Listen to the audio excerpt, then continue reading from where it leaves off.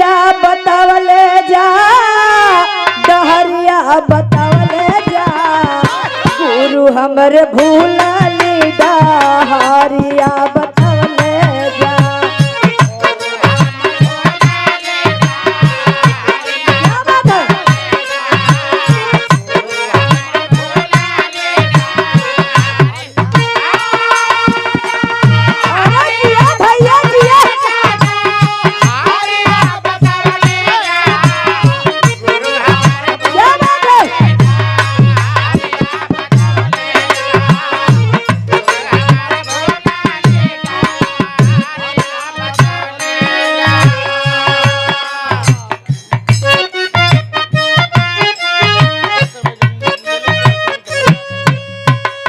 ये देखें परम श्रद्धेय परम सम्मानित हमारे गुरुजी राजेंद्र गुरुजी के कोमल कर से सुंदर पुष्पहार 500 रुपये देकर के आपने सम्मानित किए। गुरुजी के चरणों में श्रद्धा कोट से प्रणाम करती हूँ। रुक जा भैया, गुलशन भैया का पापा आवत हुआ।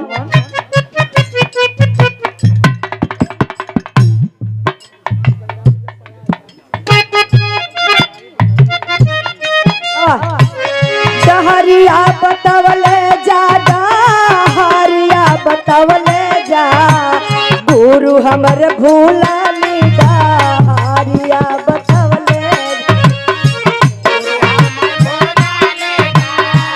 क्या बात है?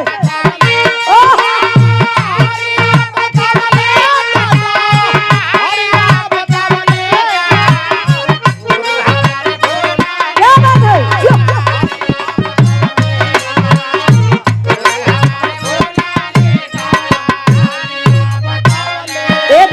भाई तरफ से 50 रुपए का पुरस्कार। चरणों में कोट से प्रांबा मास्टर साहब तन से पढ़ दीता। हाँ आप सही है।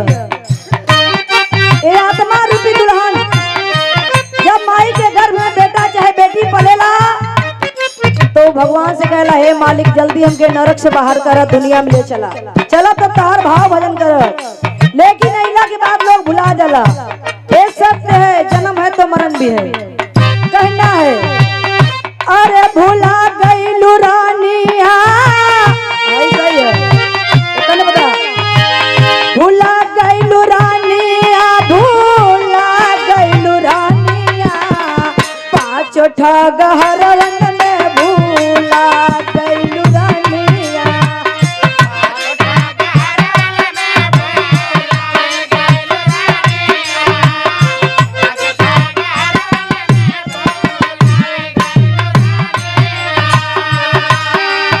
परमेश्वर जी आत्मा रूपी दुल्हन से कहते हैं कैसे? वादा करके अइलू करबा राम का भजना,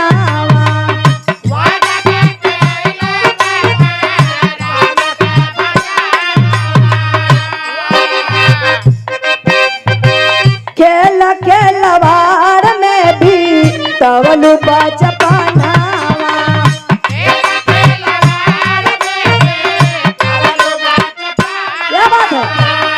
चढ़ल बा जवानी दाऊ तार जाई रानिया, चढ़ल बा जवानी दाऊ तार जाई रानिया, 5 ठग हरवन में भूला गईलू रानिया।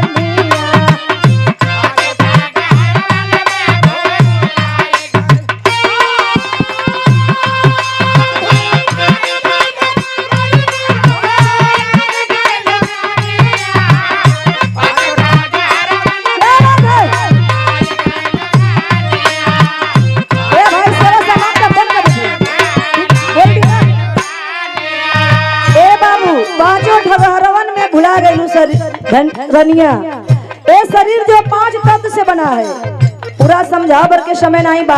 अगली लाइन में गुरु जी हमारे क्या लिखते हैं? कहना है आइल बा जवानी तोहरो, आइल बा जवानी तोहरो ले के अगिनिया,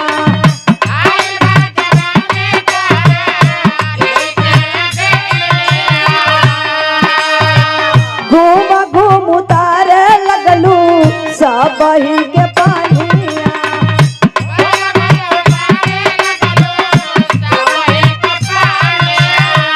बस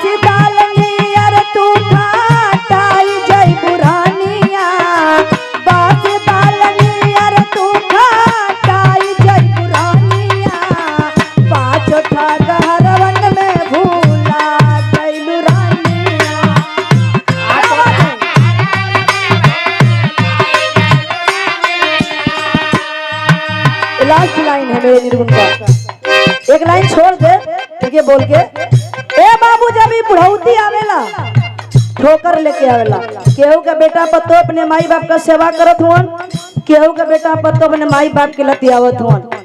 कहना है आहिल बा बुढ़ावती तोरो ले के ठोकरा